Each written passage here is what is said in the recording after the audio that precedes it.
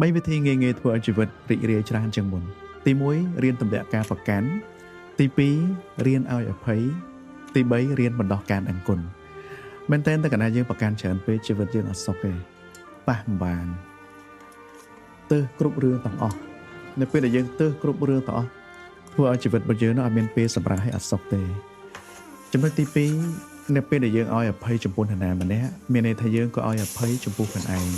អនុញ្ញាតឲ្យខ្លួនឯងដើរចេញពីគុកអ្នកអតីតកាលកុំឲ្យយើងជាប់ជំពាក់ជាមួយអតីតកាលច្រើនពេកតែកាលណាជាប់ជំពាក់ជាមួយអតីតកាលច្រើនពេកយើងអត់មានពេលរស់នៅជាមួយបច្ចុប្បន្នហើយពេលដែលយើងគិតដល់អតីតកាលម្ដងម្កាលគិតតែរឿងទុក្ខសោកគិតតែរឿងលំបាកម្ល៉េះហើយវាធ្វើឲ្យជីវិតរបស់យើងកាន់តែធ្ងន់ចំណុចទី3បណ្ដោះការដឹងគុណជាប្រចាំរឿយសូម្បីតែយើង